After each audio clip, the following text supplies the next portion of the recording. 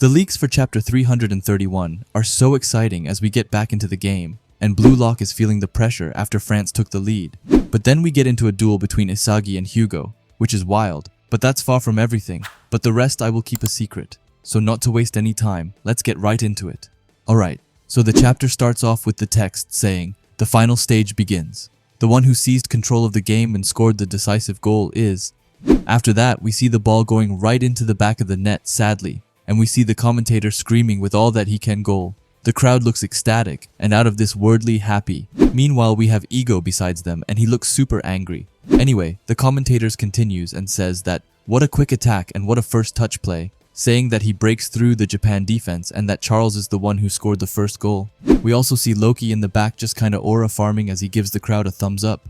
Meanwhile, Charles rushes with all that he can to HUGO and jumps on his back. Also, like I said in the last video, I'm so insanely happy that Charles got this goal. Anyway, we then switch sides and we head over to Blue Lock, where Aiku takes his hand throughout his hair and gets a light smirk as he says that France is cruel and he apologizes, as he himself says that he got carried away. Nico then joins in and says that the pattern wasn't in the datas. We also see Karasu, who looks super fierce as he says that speed, power, shooting, accuracy, and that goal just now weren't something you could reproduce.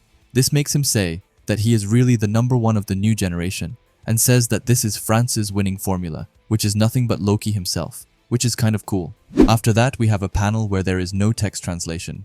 Yet however, we do see Rio coming and clapping his hands. He then looks somewhat locked in and serious as he tells something to the others. And I'm guessing that Rio said something about how this is only the beginning. Because in the next panel we have Isagi who has the ball in his hand, and he says that it's right, and that the match has just begun.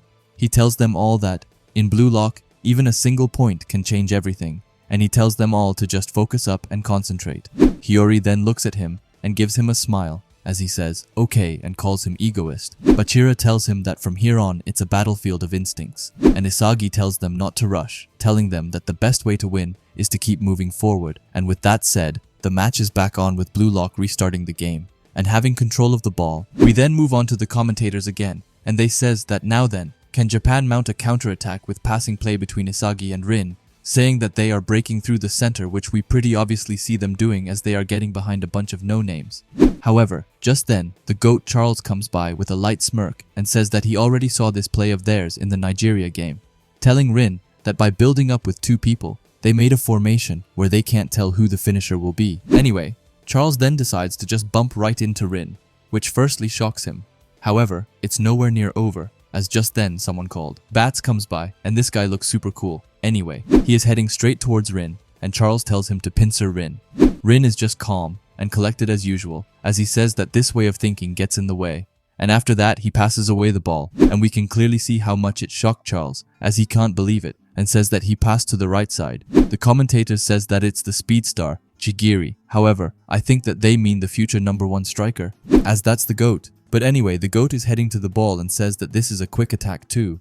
And he then gets right to the ball and starts to look serious as he calls it a high-speed cross. As he, well of course, sends in one of his crosses close to the box and towards Rio. Rio sees the ball closely and he compliments Chigiri's tempo and calls him princess. After that, someone called Gabin tells his team not to let him shoot. And Gabin was actually in the Neo-Egoist League. But if you don't remember him, don't sweat it, as he was a no-name. Anyway, after that, someone new called Hermes says that it's as expected since Rio jumped high up into the air to try and get the ball. However, France isn't going to have a fun time with Rio, as he says initiate copy, and after that, he thinks to himself that it took a while, but he then tells himself to come on, and after that, he uses a copy of Kunigami.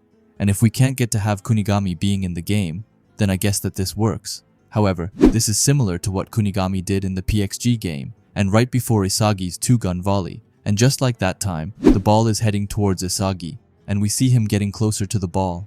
And that makes his puzzle pieces already starting to get active as he gets a smirk and calls it a nice one. Hey, it's Natsu mid-editing here, and I just wanted to pause the video to ask you to subscribe if you haven't already. And while you're already down there, why not leave a like as well? But suddenly out of nowhere, the new and mysterious HUGO appears and takes his hand in front of Isagi. He tells Blue Lock that they are actually a good team. However, as he's battling with Isagi, he says that the 2-gun volley, when he shoots while turning in a face-to-face, the user uses his left leg as a feint, making the course of the shot impossible to predict for the defender. However, if you crash in before the feint, then you can simply annihilate the shot. After that, we see Isagi really struggling. Meanwhile, Hugo's eyes are just pitch black as he looks straight at Isagi and says that his weapon can be crushed by logic. Anyway, Isagi is still trying his very best to keep possession of the ball, and he then thinks to himself that Hugo managed to perfectly predict Isagi's movements, which leaves him almost speechless. After that, Hugo, who is currently behind Isagi, tells him that if they neutralize the shooting angle before the feint, then the two-gun volley becomes absolutely useless all of a sudden. Anyway, while Isagi is in this pinch, Rin comes by and screams his name. And it's not only him, as Karasu is also free by himself, and he tells Isagi to pass it back. Isagi isn't actually against that idea, as he says nice and that he is finally getting help. However, just then, we can see that both Karasu and Rin get blocked by France players, which makes them unable to do anything. With that, Hugo continues and says that if they shut down that forward outlet, then Isagi won't have anywhere to pass.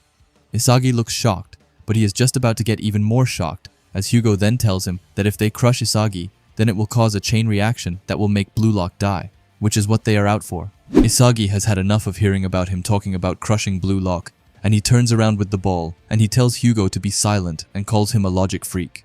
He tells Hugo that he has made it this far by devouring people like him, who always try to stand above others. After that, his eyes get a new fire in them, as he looks more ready than ever as he tells Hugo to do it, and that he will break through the number 1. However, Hugo, like always, looks dead inside as he tells Isagi that even though his aptitude isn't only number 2, I don't really get this line of conversation, so it's probably a mistranslation so that you guys know. Anyway, Isagi then starts to look super shocked as he just wonders what it is that Hugo is going on about. But after that, Hugo actually manages to take away the ball from Isagi, and as he is running away with the ball, he asks Isagi if he believes in fate, which is actually a super interesting topic. So let me know down in the comments whether you believe in fate or not. Anyway, Isagi then looks pissed off to the max as he has just lost the ball. And then the ending text says, "A new prodigy from the new generation blocks the way." That thing called logic is what shackles his ego. Also, the title for next week's chapter will be The Theory of Suitable Destiny, and that's a bit too complex for my small brain. However, it does sound intriguing, and I'm always very interested in how different stories deal with the destiny aspect, so I'm super looking forward to it.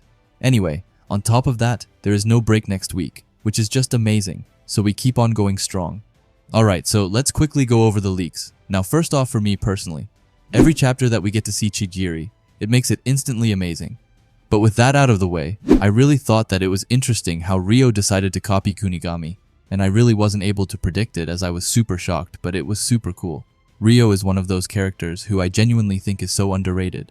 Or underrated is the wrong word, but I'm always at the edge of my seat when he comes onto the panel because he can do anything, as his copy ability is so insanely cool. Like being able to copy his teammates is sick, we just gotta wait for him to copy the 2-gun volley, and then take over the entire team for his own, nah. But anyway, moving on to Isagi and the Hugo duel, which actually was pretty sick. I think that some of those panels was looking pretty crispy, and will look amazing when the real chapter came out. But with that said, I really can't wait to see more of the duel between Hugo and Isagi, and I'm so excited to see whether Isagi will make Hugo know his place after the match, or if this will be when Isagi starts to lose it. As if you guys remember then before this match, then Isagi was already feeling the pressure of being the best and having the entire team on his shoulders, so if he loses his confidence or drive, then it will really be like Hugo said, and that if Isagi is crushed, then Blue Lock is crushed, because Isagi is pretty much Blue Lock, anyway. With that said, let me know what you guys thought about this chapter down in the comments. Anyway, if you like Blue Lock and videos like this, then I would highly suggest you subscribe to this channel, and while you are at it, leave a comment and a like, as it helps out with the algorithm a ton. And if you're curious to see another video of mine, then please watch the video that will be popping up on the screen now. Anyway, thanks for watching, and have a great day. Bye.